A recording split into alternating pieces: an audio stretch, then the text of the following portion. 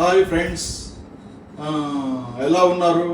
మీరు కిట్టా Ganesh YouTube channel చూస్తున్నారు కదా. మనం రెగ్యులర్గా డ్రామాలు, పాటలు ఆ ఛానల్లో చూస్తున్నాము. ఇప్పుడు ఆ ఛానల్ అధినేత శ్రీ గణేష్ గారిని ఇంటర్వ్యూ చేసే అవకాశం వచ్చింది. ఇప్పుడు వారి ఇంటర్వ్యూ మనం చూద్దాము. మీకు పరిచయం చేస్తున్నాను. ఎంజాయ్. నమస్కారం గణేష్ గారు. నమస్కారం అండి. ఏంటి అడవడి? అదే, మీరు ఎంతో మందిని లెజెండ్స్ను పరిచయం చేస్తున్నారు మీ యూట్యూబ్ ఛానల్ ద్వారా. ఇప్పుడు మీరే ఇంటర్వ్యూ చేస్తున్నారు. ఒకసారి మిమ్మల్ని ఇంటర్వ్యూ చేయాలని సరదా మాకు కలిగింది. అవకాశం మాకు ఇవ్వండి. మహద్భాగ్యం అండి, అవకాశం ఏంటండి, అది ఒక మహద్భాగ్యం. Thank you so much. Okay, thank you for your response. So ఇప్పుడు నేను ఆన్సర్స్తో రెడీగా ఉండాలి. ఎప్పుడు క్వశ్చన్స్తో రెడీగా ఉంటాను. ఈసారి ఆన్సర్స్తో రెడీగా ఉంటారా? సరే, కానివ్వండి. మీరు ఎక్కడ పుట్టినారండి? నేను వాలాజాపేట అని నార్త్ ఆర్కాడ్ డిస్ట్రిక్ట్ అంటారు. అది మన సిఎంసి వేలూరు విని ఉంటారు. దాని పక్కన వాలాజాపేట అని ఒక ప్లేస్ ఉంది. ఆ వాలాజాపేట తమిళనాడులో పుట్టానండి. నేను బేసికలీ ఒక తమిళేను, కానీ ఇక్కడ హైదరాబాద్లో సెటిల్ అవ్వడం వల్ల నాకు తెలుగు బాగా వచ్చనమాట. మిమ్మల్ని చూస్తే తమిళియన్ లాగా కనపడరు, తెలుగు వారి లాగానే, అచ్చ తెలుగు వారి లాగా కనపడతారు. Thank you. అది ఏంటంటే ఇక్కడే పెరిగాం కాబట్టి. మా నాన్న యాక్చువల్గా రైల్వేస్లో జాబ్ చేశాడండి. ఆయనకు 1957లో ఇక్కడ ట్రాన్స్ఫర్ అయింది. ఆయన రావడంతో మేము ఒట్టి మా అమ్మ డెలివరీకి మాత్రం అక్కడ వెళ్ళేది. మేము అక్కడ పుట్టంగానే 3 నెలలకు మళ్ళీ ఇక్కడికి వచ్చేసేవాళ్ళం. సో అలా వచ్చామన్నమాట ఇక్కడ. యాక్చువల్లీ హైదరాబాద్కి మీరు ఎప్పుడు వచ్చినారు? హైదరాబాద్లో ఎలా వచ్చారు? హైదరాబాద్కి నేను వచ్చింది 3 నెలల పిల్లోళ్ళ వచ్చానండి. పుట్టి 3 నెలలకు ఇక్కడ తీసుకొచ్చారు. కాబట్టి ఎడ్యుకేషన్ అంతా ఇక్కడే జరిగింది నాది. మీ ఫాదర్, మదర్? మా ఫాదర్ పేరు కృష్ణమూర్తి అండి. ఆయన అందరూ కాట్పాడి కృష్ణమూర్తి అని చాలా ఫేమస్గా పిలుస్తారు. ఎందుకంటే కాట్పాడిలో ఈ బాలాజాపేట వేలూరుకి రైల్వే స్టేషన్ కాట్పాడి అనమాట. ఆయన రైల్వేలో పనిచేసేవాడు. ఫస్ట్ స్టేషన్ ఆయన చేసింది కాట్పాడిలో క్యాటరింగ్ డిపార్ట్మెంట్లో పనిచేసేవాడు అనమాట. అందుకని ఆయనకు చిన్నప్పటి నుంచి కాట్పాడి కృష్ణమూర్తి అనే పేరు వచ్చింది. ఆయన మా ఫాదర్ కాట్పాడి కృష్ణమూర్తి, ఇప్పుడు లేరు ఆయన. మా అమ్మగారి పేరు అనసూయ అండి. ఆవిడ కూడా ఇప్పుడు లేరు, ఇద్దరు పేరు అనమాట. సో కిట్టా గణేష్ అని పెట్టడం మీ నాన్నగారి పేరు కూడా దాంట్లో వస్తుందని పెట్టారన్నమాట. చాలా ఆనందదాయకం అండి. కరెక్ట్. మా నాన్న ఎప్పుడు నాతో ఉంటారని ఆ కిట్టా అనేది మా నాన్న పేరు, గణేష్ నాది, రెండు చాలా సంతోషం అండి. ఫర్ ఎవర్ గుర్తుండేలాగా. మీ బ్రదర్స్, సిస్టర్స్? నాకు ఒక ఎల్డర్ బ్రదర్, ఒక ఎల్డర్ సిస్టర్ ఉన్నారండి. మా ఇంట్లో నేనే లాస్ట్.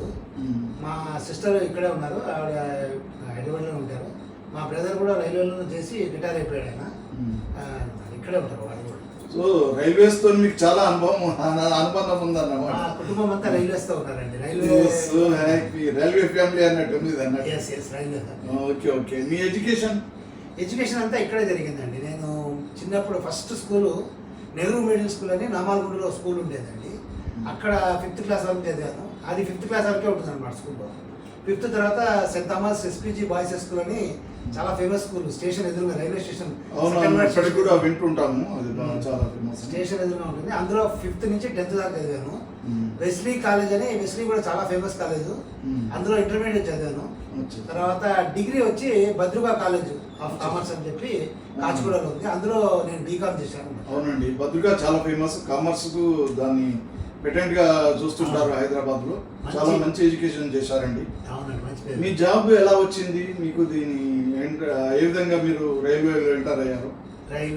రైల్వేలో నేను 1986లో జాయిన్ అయ్యండి.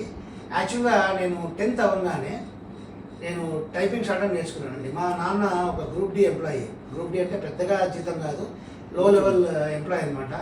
ఇక మా నాన్న నువ్వు కాదు 10th క్లాస్ అవగానే స్టాప్ చేయరా, ఏదో ఉద్యోగం పోరా అని చెప్పాడు. నేను చెప్పాను ఇంకో 2 ఏళ్ళు ఎక్స్టెన్షన్ ఈ డాడీ, నాకు ఒక 2 years చదువుతానని చెప్పేసి ఇమ్మీడియట్గా నేను టైపింగ్ షార్ట్ చేరాను. అక్కడ చాలా కష్టపడి ఇమ్మీడియట్గా అన్ని ఫస్ట్ అటెంప్ట్లో పాస్ అయ్యాను. సో 1984లో నేను ఇంటర్మీడియట్ అవ్వగానే మా నాన్న ఇక నేను చదివించలేను రాని చేతులు ఎత్తేసాడు అనమాట. మా ఇంట్లో ముగ్గురు ఉన్నారు కాబట్టి అందరిని పెట్టుకొని చదివించడం అంటే అలా కష్టము. సో ఇమ్మీడియట్గా నేను 84లో ఫస్ట్ ఎంప్లాయ్మెంట్ అనమాట. అప్పుడు నాకు 16 years అనమాట. 16 yearsలో ఫస్ట్ ప్రైవేట్ కంపెనీలో జాయిన్ అయ్యాను. ఇంటర్మీడియట్ అవ్వగానే ప్రైవేట్ కంపెనీలో స్టెనోగ్రాఫర్గా జాయిన్ అయ్యాను. చాలా ఎర్లీగా బాధ్యతలు. చాలా ఎర్లీగా. ఆ తర్వాత ఏమైంది, 1 సంవత్సరం పాటు ప్రైవేట్ కంపెనీలో పనిచేశాను. పనిచేసిన తర్వాత ఎన్టీపీసీలో ఉద్యోగం వచ్చింది, గవర్నమెంట్ జాబ్ వచ్చింది. కోర్బా ప్రాజెక్టు మధ్యప్రదేశ్లో జాబ్ వచ్చింది. అప్పుడు నేను ఇంకా 18 దగ్గరలో ఉన్నాను. సో అప్పుడు ఆ జాబ్ దొరికితే అక్కడ పోయాను. నాకు నచ్చలేదు, అదంతా ఫారెస్ట్, పెద్ద పెద్ద తేళ్ళు, పాములు అన్ని జర్రులు అన్ని ఉంటాయి అనమాట. అసలే చిన్నపిల్లవాడి తల్లిదండ్రులకు దూరంగా ఉండడం ఫస్ట్ టైం కాబట్టి అక్కడ నేను అలా సిచ్యుయేషన్ చూసి భయపడిపోయి ఇమీడియట్గా రిజైన్ చేశాను. రిజైన్ చేసి మళ్ళీ వెనక్కి వచ్చి మళ్ళీ ప్రైవేట్ కంపెనీలో ఒక సంవత్సరం పాటు చేశాను. అప్పుడు 1986లో నాకు రైల్వేస్లో జాబ్ వచ్చిందండి. 86 నుంచి జాబ్ వచ్చింది రైల్వేలో. చిన్న ఉద్యోగం అంటే గ్రూప్ సిగా జాయిన్ అయ్యాను నేను. ఆర్ఆర్బీలో రైల్వే రిక్రూట్మెంట్ బోర్డులో చైర్మన్ నన్ను అదే అడిగాడు. మీ నాన్న ఒక గ్రూప్ డిగా ఉండి నువ్వు గ్రూప్ సిగా వచ్చావు, చాలా గ్రేట్ నువ్వు అన్నాడు. సో గ్రూప్ సిగా నా లైఫ్ స్టార్ట్ చేశాను. కానీ అప్పుడు నేను మనసులో అనుకున్నాను, నేను ఒక గ్రూప్ బి అంటే గెస్టెడ్ ఆఫీసర్ అవ్వాలని నా కోరిక అనమాట. సో ఆ కోరిక కూడా నెరవేరింది. ఒక 10 ఏళ్ల క్రితం 2013లో ఐ బికమ్ గెస్టెడ్ ఇన్ రైల్వేస్ అనమాట. ఎగ్జామ్స్ అన్ని రాసుకుంటూ ప్రతి ఎగ్జామ్ పాస్ అవుతూ అలా గెస్టెడ్ స్టడీస్కి వచ్చాను. చాలా బాధ్యతగా మీ ఎడ్యుకేషన్ ఇవన్నీ చూస్తుంటుంటే మీరు ఎవ్రీ స్టేజ్ నుంచి చాలా రెస్పాన్సిబిలిటీ ఫీల్, ఫ్యామిలీ, మీ నాన్నగారు అమ్మగారు కష్టపడేదాన్ని మీరు షేర్ చేయాలనే ఉద్దేశంతో చాలా కెరీర్ డెవలప్ చేసుకున్నట్టు అనిపిస్తుంది. వెరీ హ్యాపీ అండి. మీ మ్యారేజ్, మీ పరిచయం చెప్తారు. 86లో జాబ్ వచ్చింది కదా, 90లో నాకు మ్యారేజ్ అయిందండి. మ్యారేజ్ అయ్యి నాకు 3 మగపిల్లలు. పెద్దవాడు ఇప్పుడు అమెరికాలో ఉన్నాడు, గూగుల్లో సాఫ్ట్వేర్ ఇంజనీర్ అనమాట. Very good. సో వాడు బీటెక్ చేశాడు. మంచి స్థాయికి తీసుకెళ్ళారు. నేను ఇంజనీర్ అవ్వలేదు కాబట్టి మా పెద్ద కొడుకుని డెఫినెట్గా ఇంజనీర్ చేయాలనుకున్నాను. వాడు ఇంజనీర్ అయ్యాడు. రెండో వాడు నాలక్కనే పెద్దగా చదువుకోలేదు, నాలకే బీకామ్ చదివాడు. అయినా కూడా వాడు వదలలేదు, ఎంబీఏ చేస్తానని లండన్కి వెళ్ళాడు. ఇప్పుడు లండన్లో ఉన్నాడు రెండో వాడు. Very good. చాలా బాగా. సో మూడో వాడు, వాడిని కూడా మళ్ళీ బీటెక్ చేశాను. వాడు ఇప్పుడు అమెరికాలో చదువుకుంటున్నాడు అనమాట. ఈ నెక్స్ట్ ఇయర్ చదువు అయిపోతుంది. సూపర్. వాడు కూడా అక్కడ జాబ్ చేసుకుంటాడు అనమాట. ఇంకా ఏం ఆలోచనలు మీకు ఏమున్నాయండి? ఇప్పుడు రిటైర్మెంట్కి 1 ఇయర్ దగ్గరలో ఉన్నాను కాబట్టి నాకు తెలిసిన టైంపాస్ ఏమో ఉన్నాయి. నేను చిన్నప్పటి నుంచి డ్రామాలు అవి చేసేవాడిని. మీ ఆఫీస్లో ఏమైనా యూనియన్ యాక్టివిటీస్, వెల్ఫేర్ యాక్టివిటీస్ కానీ యూనియన్ యాక్టివిటీస్ ఇప్పుడు ఎంత ఉంటారు కదా, మీరు మిమ్మల్ని చూస్తుంటే ఫ్యామిలీలోనే చాలా బాధ్యతగా చూశారు. ఆఫీస్లో కూడా తోటి ఉద్యోగస్తులు అందరికీ ఏమైనా మీకు చేయాలని అనిపించిందా? ఏమైనా యాక్టివిటీస్ మీరు చేస్తారా? చాలా చేశానండి. నేను 1996లో మాది స్టెనోగ్రాఫర్స్ అసోసియేషన్ ఒకటి ఉండింది. దానికి నేను సెక్రటరీ అయ్యాను అనమాట.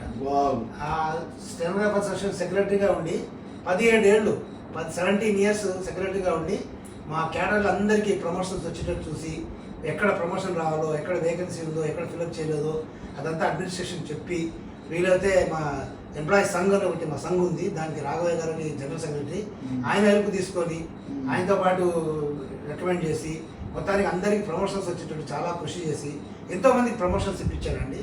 అలాగే రాఘవయ్య గారు నన్ను కూడా సంఘంలో ఒక కమిటీ మెంబర్గా, సెంట్రల్ వర్కింగ్ కమిటీ మెంబర్ అంటారు, సెంట్రల్ వర్కింగ్ కమిటీ మెంబర్గా తీసుకున్నారు. మేము అన్ని డివిజన్స్లో మీటింగ్లు ఉన్నప్పుడల్లా నేనే పోయేవాడిని, మీటింగ్లు అటెండ్ అయ్యేవాడిని. ప్రతి స్టేజ్లో నాకు మైక్ ఇచ్చి రాఘవయ్య గారు మాట్లాడమనేవాళ్ళు. నేను అన్ని జనాలు ఎంప్లాయీస్ ఉద్దేశించి మాట్లాడేవాడిని. అలా ఎప్పుడైతే నేను గెస్టెడ్ అయ్యాను 2013లో నేను గెస్టెడ్ ఆఫీసర్ అయ్యాను గ్రూప్ బిగా. 2013 కదా, అంతకుముందు 8 సార్లు పాస్ అయ్యాను. రైల్వేలో గవర్నమెంట్ ఆర్గనైజేషన్స్లో మీకు తెలుసు కదా, ఫస్ట్ సూటబిలిటీ ఉండాలి, తర్వాత ఎగ్జామ్ పాస్ అవ్వాలి, తర్వాత సీనియారిటీ ఉండాలి. ఇవి 3 కలిస్తే కానీ మనం ఆఫీసర్ అవ్వలేము. సో అలాగా ఒక 8 సార్లు ఇంటర్వ్యూకి వెళ్ళి సీనియారిటీ సరిపోక నాకు రాలేదు. 9వ సారి సక్సెస్ఫుల్గా సీనియారిటీ, సూటబిలిటీ, ఎగ్జామ్లో పాస్ అవ్వడం, మెరిట్లో రావడం అన్నీ కుదిరింది కాబట్టి 2013లో నేను గెస్టెడ్ ఆఫీసర్గా అయ్యాను. అవగానే నన్ను గుంటూరు పోస్టింగ్ ఇచ్చారు. తర్వాత ఒక 6 నెలల్లో హైదరాబాద్కి వచ్చాను. మీరు హౌసింగ్ సొసైటీలో కూడా ఏదో ఉన్నట్టు మేము విన్నామండి, మీ సహోద్యోగుల ద్వారా వాళ్ళ ద్వారా దాంట్లో హౌసింగ్ సొసైటీలో మంచి సర్వీస్ చేస్తున్నారని విన్నాను. అవునండి. Housing society, railway cooperative housing society అని ఉంటుందండి. దాంట్లో కూడా నేను ఒక కమిటీ మెంబర్ని, జాయింట్ సెక్రటరీని. అక్కడ కూడా హౌసింగ్ సొసైటీ వాళ్ళు ఏం చేస్తారంటే ప్లాట్లు ఎక్కడైనా ఓపెన్ ప్లాట్ ఉంటే మొత్తం ప్లాట్లు కొనేసుకొని దాన్ని భాగాలుగా ప్లాట్లుగా చేసి జనాలకు, మన ఎంప్లాయీస్ అందరికీ తక్కువ రేట్లో ఇస్తారనమాట. No profit no loss organisation అనమాట అది. సో మంచి బార్గెన్ చేసి ఒక 300 మందికి వచ్చేటట్టు తీసుకొని ఆ 300 మంది ఎవరైతే ముందు వస్తారో వాళ్ళకు ఎంప్లాయీస్కి ప్లాట్లు ఇచ్చేస్తాం. ఇలా మేము దగ్గర ఒక 10 వెంచర్లు చేసామన్నమాట. సో అందరూ హ్యాపీగా ఉన్నారు, అందరూ ఇల్లు కట్టుకున్నారు, అందరూ చాలా హ్యాపీగా ఉన్నారు అనమాట ఎంప్లాయీస్. చాలా మంచి విషయం అండి. హైదరాబాద్లో ల్యాండ్స్ చేయడం, కొరికి గృహ వసతి కల్పించడం ఇది అనేది ఉద్యోగస్తుల సేల్స్ గురించి చాలా వెరీ గుడ్ సర్వీస్ అండి. హానెస్ట్గా చేయడం చాలా ఎంతో డెడికేషన్గా చేశారు. చాలా సంతోషం అండి. ఎప్పుడు నేను ఒకటి అనుకుంటానండి, మనం కుదిరినంత వరకు పక్క వాళ్ళకి మేలు చేయాలి. మంచి చేస్తే మనకు ఆ భగవంతుడు మంచి చేస్తాడు. నేను ఎంతో మందికి ప్రమోషన్స్ ఇప్పించాను. నేను ఒక ఉదాహరణ చెప్పాలంటే, ఈ గెస్టెడ్ స్టేటస్ ఏదైతే మా ప్రైవేట్ సెక్రటరీ క్యాడర్కి ఇచ్చారో అది రాకూడదని చాలామంది అడ్డుపడ్డారు. మా రాఘవయ్య గారు ఎట్టి పరిస్థితుల్లో సెనోగ్రాఫర్స్కి ఇప్పిస్తారని ఇప్పించారు. ఇప్పించిన తర్వాత కూడా ఎన్నో ఆటంకాలు ఉంటే అన్నిటినీ తీసేసి ఆటంకాలను తొలగించి అందరికి ప్రమోషన్ వచ్చేలా చేశాను. అప్పుడు నా సీనియారిటీ లేదు, సూటబిలిటీ లేదు. నేను 2002లో ఈ పోస్ట్ క్రియేట్ చేసినప్పుడు నేను సీనియారిటీలో లేను, నాకు రాదు ఇప్పట్లో అని తెలిసి కూడా ఆ పోస్టులని క్రియేట్ చేశాను. ఇప్పుడు 2013లో ఆ పోస్ట్ క్రియేట్ అయ్యి 11 ఏళ్ల తర్వాత నాకు ఆ పోస్ట్ వచ్చింది. అంటే ఆ రోజు నేను చేసినప్పుడు నాకు వస్తుందని నేను చేయలేదు, కానీ దేవుడు ఎప్పుడు చూస్తుంటాడు. మనం ఎవరికైనా మంచి చేస్తే మనకు దేవుడు మంచి చేస్తాడని ఒక 100% అండి. కరెక్ట్, మీరు చాలా బాగా చేశారు. మనకు మంచి మానవ సేవే మాధవ సేవ అన్నట్టు, మనకు service to human, service to God. చాలా మంచి ఉద్దేశాలతో వెళ్తున్నారండి. ఇక మా శ్రీమతి వేదవతి మిమ్మల్ని ఒక 2-3 ప్రశ్నలు కావాలనుకుంటుంది, అవకాశం కల్పించండి. నేను యాక్చువల్గా మా మదర్ ఒక పెద్ద సింగర్ అండి. ఆవిడ మంచి భక్తి గీతాలు, ఈ శ్లోకాలు, అమ్మవారి కీర్తనలు అన్నీ బాగా పాడేదన్నమాట. సో ఆవిడతో పాటు నేను కూడా అప్పుడప్పుడు ఇట్లా నోటితో పాడుతుండేవాడిని. తర్వాత నేను కూడా పాటలు పాడాలి అనే ఉద్దేశం నాకు వచ్చింది. అప్పుడు నాకు ఈ స్మూల్ అనే ఒక యాప్ ఉంది మొబైల్లో, అది నాకు తెలియదు. మా రెండో వాడు ఆ స్మూల్లో ఏదో 2-3 పాటలు పాడేసి, డాడీ ఇది నీకు చాలా బోర్ కొడుతుంది, ఇది నేను నీకు పెడతానని చెప్పేసి దాన్ని ఇంట్రో పెట్టాడనమాట. పెడితే ఇమ్మీడియట్గా దాంట్లో పాడడం స్టార్ట్ చేశాను అనమాట.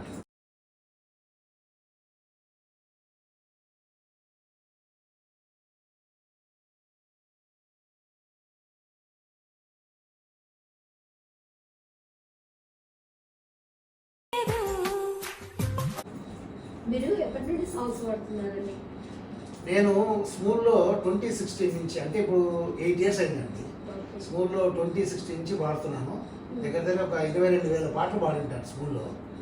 నాకు స్వతహాగా నేను తమిళం కాబట్టి తమిళ పాటలు వచ్చు. తెలుగులో ఇక్కడ పుట్టి ఇక్కడే పెరిగాను కాబట్టి ఇక్కడే చదువుకున్నాను. 10th క్లాస్ కూడా తెలుగు ఫస్ట్ లాంగ్వేజ్ అనమాట. తెలుగు రాయడం చదవడం అంతా వచ్చు నాకు. కాబట్టి తెలుగులో పాడతాను. మలయాళం పాటలు కూడా నేర్చుకొని పాడాను. 1-2 కన్నడ పాటలు కూడా నేర్చుకొని పాడాను అనమాట. సో సౌత్ ఇండియన్ లాంగ్వేజెస్ అన్నీ వాడతాను. హిందీ పాటలు కూడా అప్పుడప్పుడు పాడుతుంటాను. అలా అన్నీ పాడుతూ మొత్తం కలిపి 22,000 దాకా పాడాను.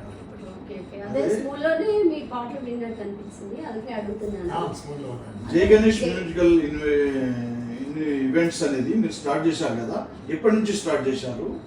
నేను దీన్ని స్థాపించడానికి మీ ఉద్దేశం అది? కరెక్ట్, ఉద్దేశం. నేను 2019లో మనందరికీ కరోనా వచ్చి చాలా టైం తినేసింది.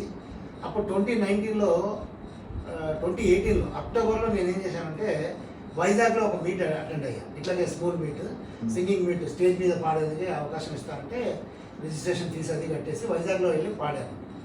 అక్కడ ఫస్ట్ టైం పాడాను. తర్వాత మళ్ళీ వైజాగ్లో ఇంకోసారి పాడాను. విజయవాడలో 3వ పాడాను. ఆ తర్వాత అనిపించింది మనం ఇంతసేపు వైజాగ్ పోతాం, మనం ఇక్కడే చేసుకుందాం హైదరాబాద్లో అని చెప్పి నేనే ఒక ఫస్ట్ మీట్ స్టార్ట్ చేద్దామని చెప్పేసి జై గణేష్ మ్యూజికల్ ఈవెంట్స్ అని ఒక ఇన్స్టిట్యూషన్ స్థాపించాము. అందులో ముఖ్య ఉద్దేశం ఏంటంటే, స్టేజ్ మీద పాడాలనుకునే వాళ్ళు చాలామంది ఉంటారు. వాళ్ళకి పాడడానికి అవకాశం రాదు.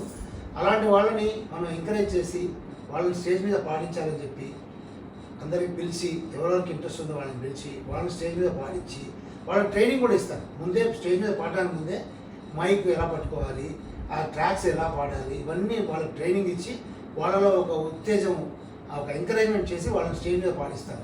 ఇలా నేను 2020లో స్థాపించాను. కానీ అప్పటికి ఇంకా కరోనా పోలేదు కాబట్టి ఒక 5-6 months గ్యాప్ వచ్చింది. ఆ తర్వాత ఎవ్రీ మంత్ డెఫినెట్గా ఒక మీట్ ఉంటుందన్నమాట. ఇప్పటికీ 44వ మీట్ మొన్న 20th సెప్టెంబర్ చేశాను. 45th మీట్ మేడం గారి బర్త్డే రోజు అక్టోబర్ 20th మనం సెలబ్రేట్ చేయబోతున్నాం అనమాట. ఓకే, చాలా మంచి ఇదండి. యువ కళాకారులకు, గేయకారులకు అందరికీ బయట చెప్పుకునే అవకాశం రాదు. మంచి మీరు యూట్యూబ్లో కూడా ఈ మధ్యలో యూట్యూబ్లో కూడా పెట్టారు కదా, అప్పుడప్పుడు చూస్తుంటారు. అదే చాలా బాగా చేస్తారు అసలు, మీ ఓకే మెచ్చుకోవచ్చు. చెప్పండి చెప్పండి. మీరు డ్రామాలు కూడా చేస్తున్నారు ఈ మధ్య అని చూస్తున్నాము. యూట్యూబ్ ఛానల్ మేము కూడా అప్పుడప్పుడు చూస్తుంటాము. దాని ద్వారా ఇట్లా యువ కళాకారులను ఎంకరేజ్ చేద్దామని మీ ఆలోచన బాగుందండి. ఇంకా మీ ఉద్దేశం ఇంకా భవిష్యత్తులో మీకు ఏం చేయాలని ఉంది? నేను డ్రామాలు కూడా ఆఫీస్లోనే స్టార్ట్ చేశానండి. రైల్వే ఆఫీస్లో మాకు divisional competitions, zonal competitions, Hindi డ్రామాలు కూడా చేశాను. చాలా హిందీ డ్రామాల్లో ప్రైజులు కూడా వచ్చాయి నాకు. సో అలాగే హిందీ డ్రామాలు, తెలుగు డ్రామాలు, తర్వాత డివిజనల్ కాంపిటీషన్స్, ఇలా దగ్గర దగ్గర 100 డ్రామాలు నేను ఈ ఆర్గనైజేషన్ స్టార్ట్ చేయడానికి ముందే 100 డ్రామాలు అయిపోయినాయండి. ఇప్పుడు ఈ జై గణేష్ మ్యూజికల్ ఈవెంట్స్ వల్ల పాటలు ప్రోగ్రామ్ స్టార్ట్ చేశాము. అది పాటలతో పాటు ఒక డ్రామా కూడా పెడితే బాగుంటుందని చెప్పేసి మా కళాకారులే మళ్ళీ డ్రామా కోసం వేరే డ్రామా ఆర్టిస్టులు తేవడం, లేదా హైర్ చేసి డబ్బులు ఇచ్చే వాళ్ళని తేవడం కాకుండా మా దగ్గర ఉండే సింగర్స్నే వాళ్ళలో ఉన్న ఆర్ట్, ప్రతి మనిషిలో ఒక ఆర్టిస్ట్ ఉంటాడు, ఒక సింగర్ ఉంటాడు. ఆ సింగర్ని తట్టి లేపాను. ఆ డ్రామా ఆర్టిస్ట్ ఎవరైతే ఉన్నాడో వాడిని తట్టి లేపితే వాళ్ళందరూ బాగా యాక్టింగ్ చేస్తున్నారు. మాకు ఇంకొకటి హ్యాపీ సార్, మీతో పాటు మీ మిసెస్ కూడా ఉంటుంది కదా, చాలా సపోర్ట్ ఇస్తుంది. దానికి మీరు లక్కీ. అది నా అదృష్టం అండి. నిజంగా మా ఆవిడ కూడా నాకు సపోర్ట్ చేయడం అనేది చాలా పెద్ద అదృష్టం. ఎందుకంటే అందరు హస్బెండ్ వైఫ్లో మా వైఫ్ పాడితే మొగుడు పాడు, మొగుడు పాడితే పెళ్ళాం పాడు. కాబట్టి అలాంటి ఒక సిచ్యువేషన్లో నేను స్టార్టింగ్లో ఒక 8 years బ్యాక్ ఏదైతే స్మూత్ స్టార్ట్ చేసేవాడినో, రోజు పొద్దున పూట నాకు టైం దొరుకుతుంది. 8 to 9 మై సింగింగ్ టైం అనమాట. 8 o'clock వెళ్ళి పాటలు పాడుకుంటూ ఉంటాం 9 o'clock దాకా. బయటికి రాగానే మా ఆవిడ అరిచేది, ఏంటండి ఒక గంట సేపు పోతారు పాడతారు, మాకు కొంచెం కూడా హెల్ప్ చేయరు వంటింట్లో అది అంటే. బాగా ఒకరోజు ఆలోచించారు, రాత్రి 12 దాకా కూర్చొని ఆలోచిస్తే ఇట్లా కాదు అని చెప్పి ఈ స్మూల్ యాప్ని ఆమె ఫోన్లో వేసాను అనమాట. ఇప్పుడు ఈ పిచ్చి ఏదైతే ఉందో ఆ పిచ్చిని ఆమె కూడా తగ్గించారు. ఇప్పుడు ఏమైందంటే ఇద్దరం కొట్టుకుంటాం, ఏంటి ఆ రూమ్ కావాలి, అక్కడ పోయి పాడడానికి ఆ స్టాండ్ కావాలని. సో ఆ విధంగా she has become a singer. Of course basically she is a singer, చిన్నప్పుడు పాటలు పాడేది. అయితే మిమ్మల్ని మేము ఇప్పుడు అనుకుంటున్నాం, ఆడుతూ పాడుతూ మీరు ఈ కార్యక్రమాలు చేస్తున్న జై గణేష్ మ్యూజికల్ ఈవెంట్స్ చేస్తూ మీ కళాకారులను కూడా అలాగే ఉత్తేజపరుస్తున్నారు అన్నమాట. చాలా మంచి ఇదండి. యువ కళాకారులకు ఎంకరేజ్మెంట్ చేయడం, ఇవాళ యూట్యూబ్లో ప్రతి ఒక్కరికి స్టేజ్ వచ్చే అవకాశాలు ఉన్నాయి. ఎందరో మీరు అన్నట్టు చాలా మంది లోపల పాడాలని ఉత్సాహము ఉత్సుకత ఉంటుంది. దాన్ని మీరు వెలుగులోకి తీసుకొచ్చి ఒక చిన్న అవకాశం, త్యాగరాయ గణ సభ, రవీంద్ర భారతి ఇట్లాంటి సంస్థలను ద్వారా వేదికను ఎక్కించడం వాళ్ళకు ఒక అనుభూతి, చాలా మంచి అవకాశం అండి. మీకు కూడా మంచి భవిష్యత్తు ఉంటుందని భావిస్తున్నాం. ఇంకా ఇంకా మీ అభివృద్ధి చెందాలని చూస్తున్నాం. అలాగే మా ఆవిడ కరెక్ట్ అండి, మా ఆవిడ ఉండుంటే బాగుండేది. ఎందుకంటే నేను ఎప్పుడూ ఒకటే ఆలోచిస్తానండి, ఈక్వల్ రైట్స్ ఇవ్వాలి. 30% రిజర్వేషన్, 33% అనేది గవర్నమెంట్ ఇచ్చారు. నేను ఎప్పుడు 50% రిజర్వేషన్ ఇస్తాను ఆడవాళ్ళకి. ఇప్పుడు నా గురించి చెప్పడానికే గంట అయిపోతుంది. ఇప్పుడు ఆవిడకి ఎక్కడ ఛాన్స్ ఇస్తానండి? మైక్ ఏం చేసుకుని ఆవిడకి ఇవ్వను. కాబట్టి ఆవిడ సెపరేట్గా ఒక రోజు మనం ఇంటర్వ్యూ తీసుకున్నాం. తప్పకుండానండి. ఈ డ్రామాలో ఈ సింగింగ్లో ఎలా ఆవిడని దింపానో అలాగే ఈ డ్రామాలో కూడా ఆవిడని మెల్లగా దింపాను అనమాట. ముందు కొంచెం వెనకాడేది, కొంచెం సిగ్గుపడేది, కొంచెం వీడియో ఉండేది, అన్నిటినీ మించుకొని నా యొక్క ట్రైనింగ్లో, నా యొక్క ఎంకరేజ్మెంట్లో she has become a perfect drama artist నా. గణేష్ గారు, మిమ్మల్ని మేము ఒకటే కోరుకుంటున్నాం, మిమ్మల్ని ఇట్లా అవకాశం ఇచ్చి ఇంటర్వ్యూ చేసే అవకాశం మాకు కల్పించినందుకు మాకు సంతోషం. ఇట్లే మీ శ్రీమతితో మీతో పాటు త్వరలో ఇంకో ఇంటర్వ్యూ చేసే అవకాశం మాకే కల్పించాలి, మా దండకే కల్పించాలని మిమ్మల్ని ఆదర్శంగా తీసుకొని, మావిడకు కూడా అన్నమయ్య గీతాలు అవన్నీ చాలా ఇది ఉండేదండి. స్మూల్ ద్వారా మీ చొరవ యూట్యూబ్ ఛానల్ మేము రెగ్యులర్గా చూస్తుంటాము. చూసి మేము కూడా ఈ మధ్య పరిచయం అయ్యి ఇట్లా అనుసరించాలని మాకు అనిపిస్తుంది. చాలా సంతోషం అండి, వెరీ హ్యాపీ. డెఫినెట్గా ఎందుకంటే ఆవిడని ఇంటర్వ్యూ చేయాలంటే ఆవిడ కుటుంబం చాలా పెద్ద కుటుంబం, అక్కలు అన్నలు చాలా పెద్ద కుటుంబం. వాళ్ళందరినీ చెప్పుకుంటూ ఆవిడ ఎలా పాటలు నేర్చుకోవడానికి ముందుకు వచ్చి నేర్చుకుందో, ఆ అనుభూతి ఏంటి, ఎలా ఇప్పుడు పాడుతుంది, ఇంకా ఎన్ని రోజులు పాడుతూ ఉంటుంది, అలాగే డ్రామాలు ఎలా చేస్తుంది. ఒక డ్రామాలో టోటల్ క్యారెక్టర్, మెయిన్ క్యారెక్టర్ ఇచ్చినా చేయగల కెపాసిటీకి తను ఎదిగిందంటే అది నా యొక్క ట్రైనింగ్, తన ఇంట్రెస్ట్. ఎవరికైనా విల్ పవర్ ఉండాలి. ఇప్పుడు మీరిద్దరు వచ్చారు నా దగ్గరికి. ఫస్ట్ మేడం గారు ఏంటి, వేదవతి గారు వచ్చి నేను అన్నమయ్య పాటలు పాడతాను, స్కూల్లో ఎక్కువ పాడనండి అంటే నేను అన్ని పాటలు ఆవిడకి ట్రైనింగ్ ఇచ్చాను.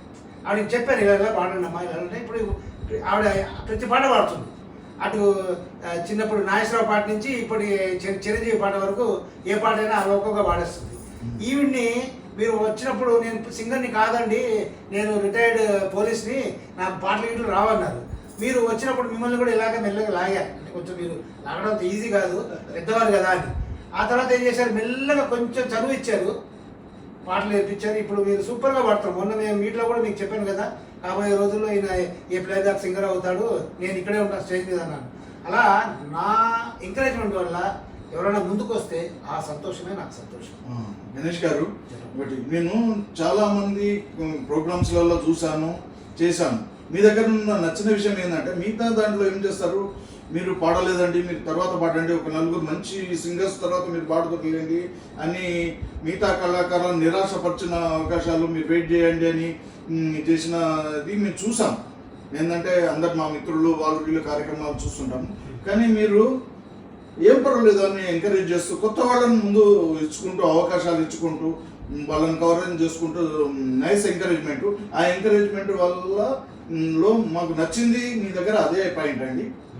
అది చాలా మంచి విషయం అండి, ఎంకరేజ్ చేయడం. థ్యాంక్ యూ అండి. నా దగ్గర ఒక పద్ధతి ఉంటుందండి, ఏదైనా ఒక సిస్టమేటిక్గా చేస్తాను. పాటలు 4 పాటలు ఇస్తానంటాను, 5 ఇస్తాను, ఒక్కొక్కసారి కుదిరితే 6 కూడా ఇస్తాను. అందులో ఏంటంటే ప్రతి సింగర్ ఇప్పుడు మీట్ స్టార్ట్ అవ్వగానే ఒక రౌండ్ అందరికీ ఒక్కొక్క పాట వస్తుంది. అందరికి ఒక రౌండ్ వచ్చిన తర్వాత మళ్ళీ సెకండ్ రౌండ్ స్టార్ట్ అవుతుంది. ఒకవేళ వాళ్ళు ఒక సింగర్ ముందుకు వస్తాడు, కొంచెం లేట్ వస్తాడు, తర్వాత ముందు వెళ్తా అంటాడు, ఇవన్నీ అడ్జస్ట్మెంట్స్, ఎక్సెప్షన్ అనమాట. అదర్వైజ్ అయితే ఒక సింగర్కి ఒక పాట ఉండగానే ఒక రౌండ్ తిరిగి రాగానే మళ్ళీ రెండో పాట రావాలి. అది నా పద్ధతి అండి. ఒక ప్రశ్న అడుగుతాను, మీరు ఈ సబ్స్క్రిప్షన్ ఛార్జెస్ చేయడానికి ఈవెంట్ నిర్వహించడానికేనా ట్రైన్ నెట్ ప్లస్ మీరు యూట్యూబ్ ఏదో తీసుకుంటారు, త్యాగరాయ గణసభ, వాటికి రెంట్స్, మ్యూజిక్ సిస్టమ్, ఈ ఖర్చుల నిమిత్తమేనా మీరు తీసుకున్న సబ్స్క్రిప్షన్? ఎందుకంటే మేము కూడా ఆలోచిస్తున్నాం. ఎందుకంటే మీరు ఒక రెస్పాన్సిబుల్ ఉద్యోగము, మీ పిల్లలంతా సెటిల్మెంట్ అయ్యారు, మీరు కేవలం కళాభిమానంతోనే ఇది చేస్తున్నారని మేము భావిస్తున్నాం. అంతేనా, ఏదన్నా లాభాపేక్ష ఉందా దీని మీద? ఇందులో లాభాపేక్ష ఏం లేదండి. ఎందుకంటే నేను రైల్వేలో ఆఫీసర్ని ఈరోజు. నాకు దగ్గర మీకు చెప్పడం తప్పేం లేదు, నాకు ₹1,00,000 జీతం అండి. మా అబ్బాయి గూగుల్లో పెద్ద సాఫ్ట్వేర్ ఇంజనీర్.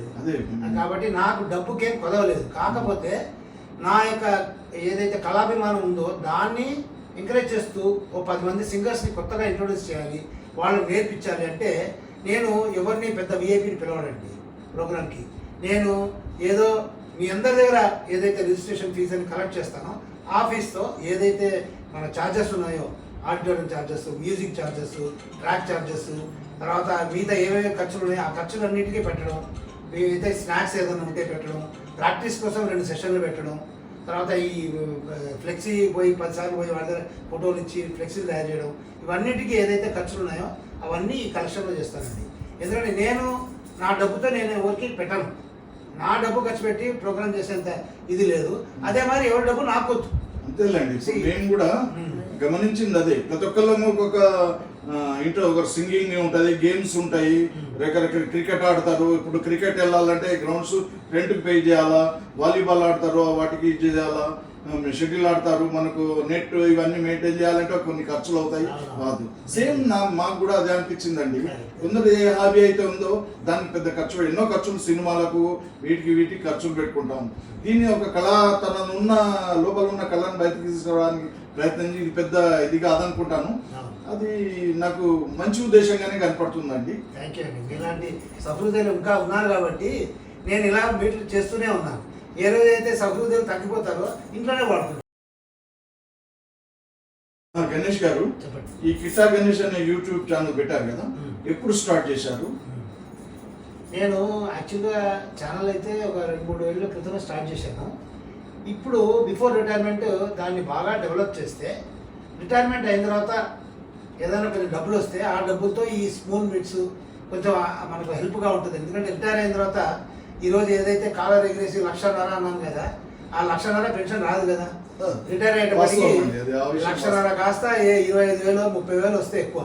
కాబట్టి ఇలా పాటల కార్యక్రమం అని, డ్రామా అని, సినిమాలు చూడడం అనేది ఇలా మనం ఎక్స్ట్రా వెకేషన్ పెట్టుకున్నప్పుడు రిటైర్మెంట్ తర్వాత మనం మూలను పడకూడదు. అందుకనే ఈ యూట్యూబ్ ఛానల్ అనేది స్టార్ట్ చేశాను.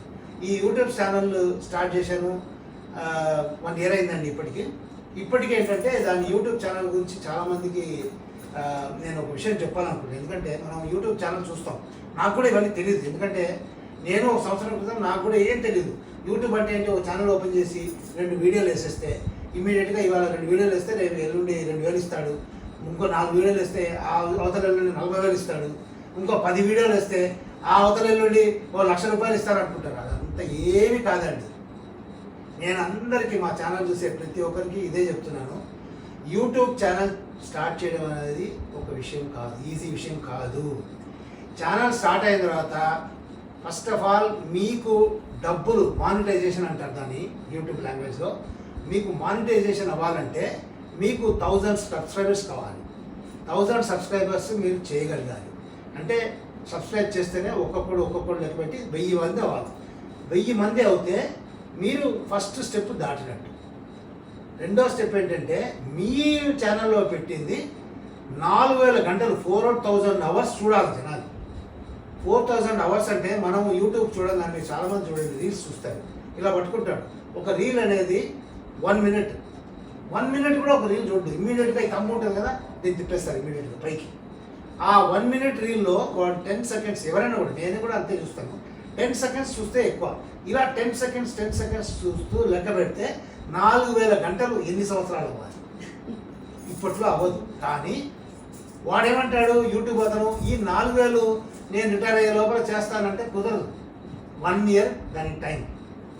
ఈ డిసెంబర్ 1st స్టార్ట్ చేస్తే నెక్స్ట్ డిసెంబర్ 1 లోపల 4000 అవుతేనే నువ్వు నెక్స్ట్ స్టెప్కి వెళ్తావు.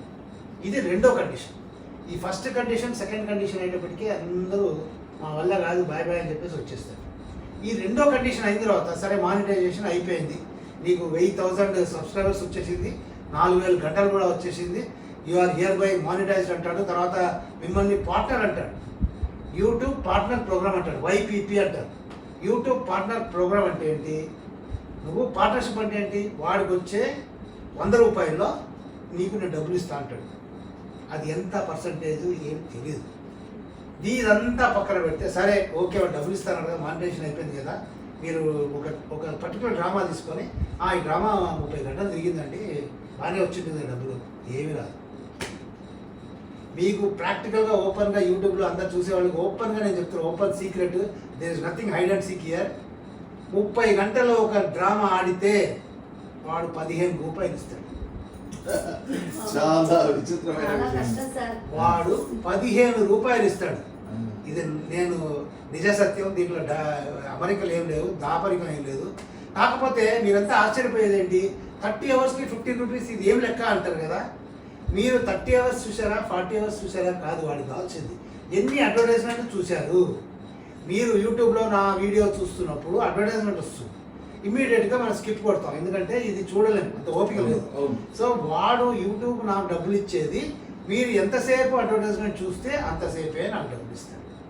అది కూడా ఏంటి, వాడి లెక్కలు వాడి క్యాల్కులేషన్స్ వాడికి ఉంటాయి. నేను ఒక డ్రామా పెట్టగానే మీరు అందరూ అనుకున్నట్టు అబ్బా ఈ డ్రామా పెట్టాము, 1 గంట సేపు డ్రామా 30 గంటలు తిరిగింది సినిమా, వచ్చేస్తాయి 300 400 వస్తాయి అనుకుంటే మేము అర్థం చేసుకుని చాలా మందికి అవగాహన లేదు. అందుకని ఈరోజు స్పెసిఫిక్గా నేను ఈ మాట చెప్పాలనుకుంటున్నాను. ఎందుకంటే మనం ఎప్పుడు పైసల్లో లెక్క పెట్టే రోజు ఎప్పుడో పోయింది, చిన్నప్పుడు పోయింది.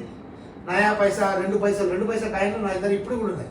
నయా పైసా 2 నయా పైసా కాయిన్ కూడా ఉంది. అట్లా మీరు యూట్యూబ్లో ఎవరికైనా ఛానల్కి వెళ్ళండి, వాళ్ళ మానిటైజేషన్ చూడండి, ఈ డ్రామా పెట్టిన దానికి ₹5.91 వచ్చినాయి అంటాడు.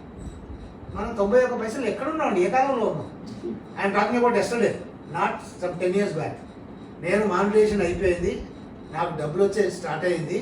కానీ ఏంటి, ఇది లెక్క. అడ్వర్టైజ్మెంట్ ఎంత చూస్తారు, చూసేవాళ్ళు నీ 30 గంటలు తిప్పిన వాళ్ళు, 30 గంటలు చూసిన వాళ్ళు అడ్వర్టైజ్మెంట్ ఎంత చూస్తారో అప్పుడు ఒక్కొక్క పైసా వేస్తుంటాడు అనమాట. అట్లా ₹5 వస్తుంది. ఒక పాటల ప్రోగ్రామ్, గంట ప్రోగ్రామ్ పెడితే మన లాస్ట్ హైయెస్ట్ ఎంత వచ్చింది తెలుసా మీకు? ₹22.30 అండి. ₹22.30. 4 నెలల క్రితం నేను పెట్టిన పాటల ప్రోగ్రాము తెగ చూశారు, 1000 మంది చూశారు. 40 గంటలు తిరిగింది సినిమా, వచ్చిందంతా ₹22. కాబట్టి యూట్యూబ్లో కానీ ఒకటి, నేను యూట్యూబ్ని ఏం తప్పుగా మాట్లాడలేదు, వాళ్ళ కోరింది బిజినెస్ చేస్తున్నాడు ఎవడైనా కూడా యూట్యూబ్ వాళ్ళు బిజినెస్ చేస్తున్నాడు. వాడి అడ్వర్టైజ్మెంట్ తిరిగితేనే వాడికి డబ్బులు వస్తాయి. అడ్వర్టైజ్మెంట్ తిరిగితేనే వాడికి డబ్బులు వస్తాయి. వాడికి 100 రూపాయలు ఇస్తే నీకు 10 రూపాయలు ఇస్తాడో 5 రూపాయలు ఇస్తాడో అది తర్వాత లెక్క. సో ఇది క్యాల్కులేషన్ అనమాట. అయితే మరి కొంతమంది నెలకి 30,000 సంపాదిస్తున్నారు సార్ యూట్యూబ్లో అంటారు. కరెక్టే, అది వీడియో వైరల్ అవ్వాలి. వీడియో వైరల్ అంటే ఏంటి? 1000 వ్యూస్ వైరల్ కాదు, 30,000 1,00,000 వ్యూస్. ఒక వీడియో 1,00,000 సార్లు తిరిగితే మీకు 100లో డబ్బులు వస్తాయి. సో సెన్సేషనల్ మ్యాటర్స్ ఉంటాయి. ఇప్పుడు మేము అర్థం చేసుకున్నది యూట్యూబ్ ఛానల్ అంటే ఇది మనకు గ్లోబలైజేషన్ లాగా ఎక్కడున్నా చూసుకుంటుంది. ఆన్లైన్ మనకు పర్మనెంట్. ఇప్పుడు మనం సేవింగ్, ఇప్పుడు మన సెల్లులో ఎన్ని వీడియోలు పెట్టుకుంటామండి, యూట్యూబ్లో మనం పెట్టుకుంటే అది ఎప్పుడు అంటే అప్పుడు మనం ప్లేలిస్ట్ అంటే పెట్టుకుంటాం, చూస్తుంటాము. పర్మనెంట్ అవకాశం ఉంటుందని మేము భావించుకొని మేము ఇది అవుతున్నాము. కానీ మీరు అన్నట్టు కొంత ప్రజల్లో అదో అపోహం ఉన్నాయి. ఇప్పుడు ఇందులో దేనికైనా మీరు అన్నట్టు వాణిజ్య, ఇప్పుడు యూట్యూబ్ ఛానల్ వాళ్ళు ఇంట్రడ్యూస్ చేసింది వాణిజ్య ప్రాతిపదికనే ఎంకరేజ్ చేయాలనే ఉద్దేశంతో చేస్తున్నారు. అట్లా ఇప్పుడు నేను కూడా మీరు చెప్పినట్టే ఈ మధ్య గూగుల్లో ముందైతే గూగుల్లో నేను నా 2016 నుంచి పాడిన పాటలన్నీ నా గూగుల్లో ఉన్నాయి జీమెయిల్లో. ఈ మధ్య ఏం చేశాడు, 15 GB అవగానే అవుట్ ఆఫ్ స్టోరేజ్ డబ్బులు కట్టమన్నాడు. సో నేను ఆల్రెడీ 2 ఛానల్కి డబ్బులు కట్టి మరి సేవింగ్ చేస్తుంటాను అనమాట. ఇలా అన్ని పాటలు అన్ని వీడియోలు పెట్టుకోలేము. అందుకనే ఫస్ట్ యూట్యూబ్లో పెట్టడం అనేది నేను కూడా అక్కడ స్టార్ట్ చేశాను. ఇప్పుడు మానిటైజేషన్ అనేటప్పటికీ మానిటైజేషన్ లెవెల్లో వాళ్ళ రూల్స్ అండ్ రెగ్యులేషన్స్. ఒక వీడియో మనం పెట్టామంటే దానికి 1000 కండిషన్స్ ఉంటాయి. మనము ఒక పాట పెట్టాగానే అంత పాట ఈజీగా రాదు. ఒక పాట దానికి కాపీరైట్ ఉంటుంది, మ్యూజిక్ కాపీరైట్ ఉంటుంది. మ్యూజిక్ వాడు అంటాడు ఈ పాట ఎవడు పెట్టద్దు, పెడితే నేను వాడికి డబ్బులు ఇవ్వను. ఒకవేళ నువ్వు డబ్బులు ఇస్తే వాడి డబ్బులు నాకు ఇవ్వాలా, ఇది కండిషన్. కొన్ని పాటకు లిరిక్స్, ఈ లిరిక్స్ అసలు పాడద్దు అంటాడు. కొన్ని పాటలు ఏంటంటే మ్యూజిక్ మాత్రం తీసేసి పాటలు పెట్టవచ్చు. కొన్ని పాటలు పెట్టద్దు అంటే ఏం పెడతారు, ఇంకా ఏం పెట్టలేదు. అలా కొన్ని పాటలు పోతాయి. సో ఇలా నేను ఒక మీట్లో 50 పాటలు నేను పాడిస్తే దాంతో నేను మ్యాక్సిమం 20 పాటలు పెట్టగలను యూట్యూబ్. అవన్నీ కాపీరైట్లో కొట్టిపోతాయి. సో ఇలా నేను ఇది మెయిన్గా ఎందుకు చెప్పొచ్చానంటే యూట్యూబ్ ఛానల్ పెట్టడం అనేది ఈజీ కాదు. At the same time monetisation ఇవ్వడం కూడా అంత ఈజీ కాదు. కాకపోతే ఒక మంచి టైంపాస్. ఈరోజు నాకు యూట్యూబర్గా మంచి పేరు ఉంది. నేను ఎక్కడికి పోతే నన్ను ఇప్పుడే ఆల్రెడీ స్టార్ట్ చేశాను, మీరు ఒక యూట్యూబర్ కదా అని. ఆ ఛానల్ పబ్లిసిటీ అవుతుంది, జనాలు మనల్ని గుర్తుపడతారు.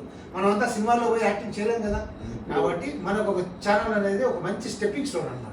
మేము కూడా మీరు యూట్యూబర్గా మారాననే మిమ్మల్ని ఇంటర్వ్యూ చేసే అవకాశం మాకు కలగాలని ఈ కోరికతోనే చేశామండి. చాలా చక్కగా సమాధానం ఇచ్చారు, ఓకేగా ఇచ్చారు.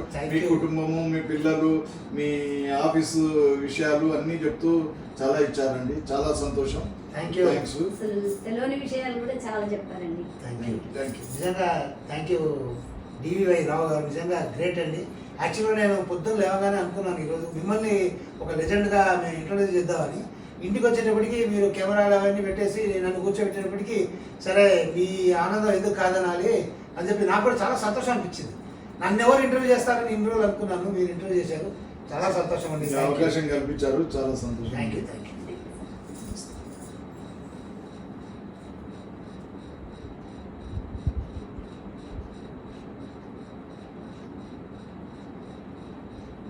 చూశారు కదా వ్యూయర్స్, మనకు యూట్యూబర్ కిట్టా గణేష్ గారు మనకు మన చక్కని ఇంటర్వ్యూ ఇచ్చారు. చాలా తెలియని విషయాలు, ఆయన పర్సనల్ లైఫ్లో ఎట్లా అయితే అయిపోయారు, బాధ్యత అన్ని వివరించారు.